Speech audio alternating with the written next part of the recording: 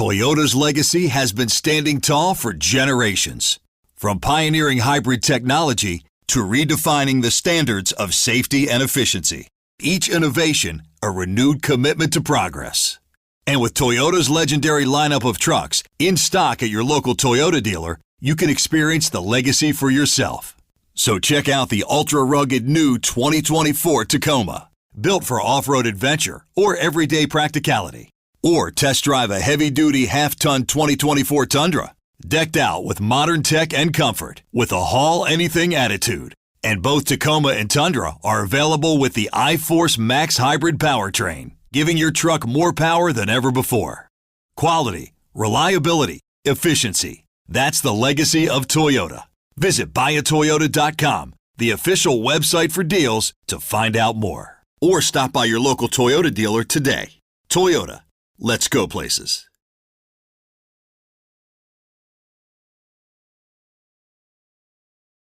We're joined on the hotline by Manny Zafrios, who played basketball at Wichita State University from 1962 through 1965, was a member of the Shockers Final Four team in 1965, as a senior that year out of New York City. Manny, hello, welcome.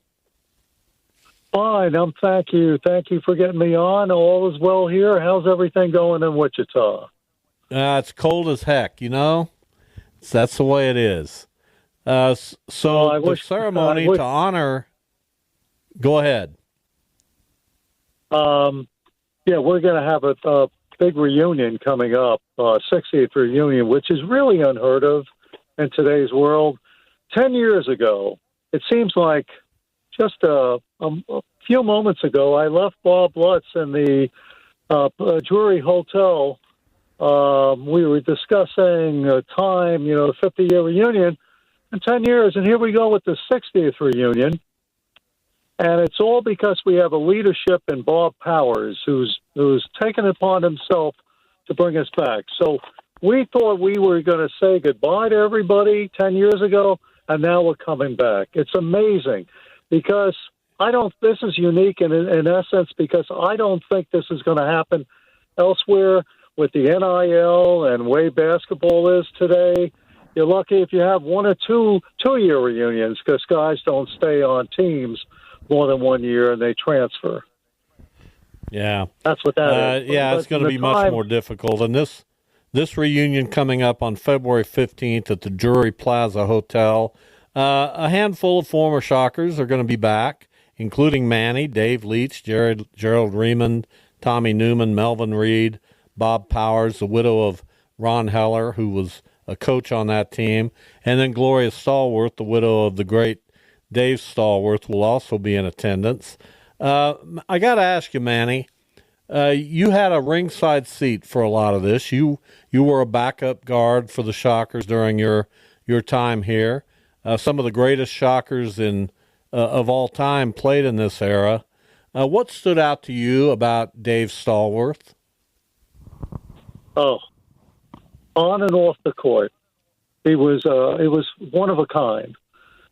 He was an All-American. He was an alternate on the Olympic team back then. But the beauty of Dave was off the court, he was very energetic, very comforting. He told me, Manny, hang in there. You'll get some playing time. Not only that, when he played for the New York Knickerbockers in New York, I lived in New York after I got out of college. He would always get me seats to go to Madison Square Garden to see him play. I didn't want to impose on him. And be honest with you, when he had that slight heart attack, I visited him in the hospital. And the first thing when I went up there, he was asking me about me rather than me asking him about him. That's the kind of person he was. He cared for people a lot off the court. And a lot of people knew about his greatness on the court, but they didn't know what kind of man he was off the court. And to this day, I'll never forget the wonderful things he did for me and my family in New York and even in Wichita out there. You know, Wichita State for a little while had a decent little pipeline going from New York to Wichita State. So, how did that happen for you? What drew your attention to Wichita State? What brought you here, and what were your initial impressions of Wichita? Well, what brought me there was Ralph Miller. I had heard about him. I had graduated George Washington High School and looking for a school to play ball, and he was very comforting in my conversation with him. And he said, "Come on out here," because I was a walk-on. "Come out here and let's see what can be done." And apparently, my we played freshman ball then. I impressed him a little. And then sophomore year, I asked him if I could come back, and he said, "Yeah, come on back." And I made the team. I was so excited. Called my parents and saying, "I made this team, Missouri Valley." The Missouri Valley was the conference to beat. It was like the ACC is now, Missouri Valley with Cincinnati, Bradley, and all that. And from then on, junior year, we were supposed to go to the Final Four in the junior year. I remember we played Kansas State at our place in the regional finals. And Dave had a great game, but unfortunately, K-State, upended us in a surprise win for them, and we didn't go to Kansas City. That's where the Final Four was. And then in our senior year, we lost Dave. We lost Nate. Dave's eligibility. Dave eligibility was up, and Nate had flunked out. And we only had 5 guys. We had nobody over 6'5", and all 5 starters were from the metropolitan area in Kansas. And it was great. And the thing I remember most is when we were in the regionals then, you won your conference. We won the conference then. And we went up to Manhattan, Kansas, and played at the Ahern Fieldhouse then. I don't think it's in existence anymore. We played SMU the first game. We beat them. But the second game, we were heavily underdogs, I think, by 12 or 13 points. But we were playing Oklahoma State, coached by the inevitable Hank Iba. And Hank Iba was something. And in that game, Gary Thompson was our coach at that time. I think Gary played maybe 5 or 6 players. We beat Oklahoma State at their own game. I think we beat them by 12. We were underdogs by 12. Sending us to the Final Four, which was, we celebrated the whole night. It was a moment in time in my life that I'll never forget when that horn went off and we won and we went in the locker room. It was just phenomenal. Just a moment in time in your life that you never forget. And then we had a motorcycle escort back into Wichita when we took the bus back. We had a lot of people waiting for us at the field house, and it was great. Preparing to go to Portland, Oregon. Things that you never forget, It was just great. It was an unbelievable time. I was 10 years old and watched that on some kind of pay-per-view thing, and just incredible. Right. Manny Zafrios is our guest from formerly Wichita State basketball. They'll be celebrating their Final Four 60th year coming up on February 15th at the Drury Plaza Hotel. So just to talk to you a little bit more about the personnel on the team, you mentioned the guys that were left to start after the departure of Dave Stallworth and Nate Bowman. And you mentioned the 5 from the Wichita area. Let's go ahead and talk about those guys. John Chris from Wichita Southeast, Vernon Smith of Newton, Jamie Thompson of Wichita East, Kelly Pete also of Wichita East, and Dave Leach of McPherson. That couldn't happen in today's world either, that 5 local guys basically take a team to a Final Four. Exactly. And we didn't have size then either, but we had smart. We had Gary Thompson was a great coach, played good control ball, didn't turn the ball over. And even when we lost Dave and Nate at mid-year, we continued to win with those 5 guys. It was incredible. I got to tell you. And the one thing about all 5 of them, Dave was a corner shooter. He never missed. Kelly Pete was a rebounder.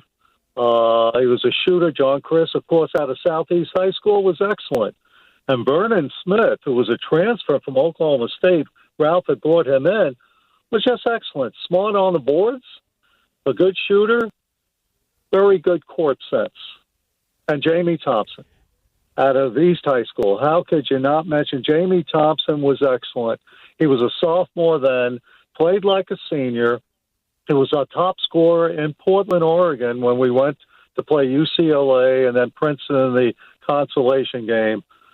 And all five, nobody over 6'5". We had guys on the bench. Jerry Davis was 6'10". We had Mel Reed, but they were replacements. But the five usually played there. It was you'll never have that in today's world because the game has changed. They're playing more above the rim than below the rim, and that'll never happen again. It's a moment of time. By the way, just to mention some experience I had in our final game against Drake at the Fieldhouse. Gary Thompson announced that he was going to start the five seniors. And I was one of the seniors. One of them was Dave Leach. The other was Vern Smith. The other was Larry Nosage. And the other, I believe, was Jerry Raymond. And when Gary announced that in the locker room, I almost passed out. I almost passed out. I said, I'm starting. And John came over and Kelly came over and said, hey, listen, relax. You're going to take our place out there, really? So I'm going on the court. It's a moment in time. I'll never forget starting against Drake University. We played maybe 4 or 5 minutes. Gary left us in there. We won that game. And that's a moment in time that Gary Thompson started five seniors in that game, which was incredible. A moment in time I'll never forget. It's just that's what Wichita was all about then. And it still is.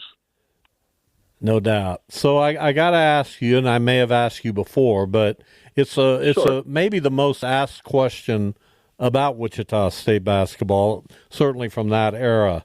Had the Shockers had Nate Bowman and Dave Stallworth for the full 1963-64 season, I'm sorry, 64-65, would they have won the national championship? You think you would have beaten UCLA and had the firepower to beat teams like Princeton? To be honest with you, I think we would have. I think we're. Now, we played UCLA in the semifinal game at Memorial Coliseum in Portland, Oregon. Okay, they had Goodrich, they had Erickson, they had a lot of guys, and they played that 1-2, 1-1 full court press. Okay. We didn't have the size to go up against them. We didn't have an All-American that Dave could break up that press and stuff like that. So we didn't have the rebounding of Nate Bowman. Had we had those two guys, and we had them the previous year when we could have went to the Final Four, my feeling is, and you can ask any of the members that were on that team that year, I think we had a good shot to beat UCLA. I'm sure we would have beat Princeton. But, Princeton was there. Bill Bradley scored 58 points that time in the consolation round. But in the game that we played against UCLA in that semifinal, we went down early. They pressed us. They out-rebounded us. Goodrich was hitting from all corners, and you had John Wood coaching him. We didn't have those two All-Americans. My feeling is that we had a good chance to at least stay with them, and probably, if the game was close at the end, probably take them out. Probably would have beat them. Yeah, we're never going to know. It would have been a 36-point loss for. No, definitely not. And we also lost big to Princeton, but it was a consolation game and that, and it was all the. But we wouldn't have lost by 36. Definitely, I think it would have been an exciting game. That was Princeton. That was UCLA start with John Wooden the year before, and he had guys like Erickson and Goodrich, and I think Freddie Goss was on that team too. Keith Erickson, another rebounder. They played smart, but if we had those two, it would have been a different story. No question. I want the audience to know that we could have won the NCAA championship. And when people talk about the greatest players in college basketball, sure. When people talk about the greatest players in college basketball history, they don't often bring up Gail Goodrich, but for my money, he should be in that conversation. Do you agree? Absolutely.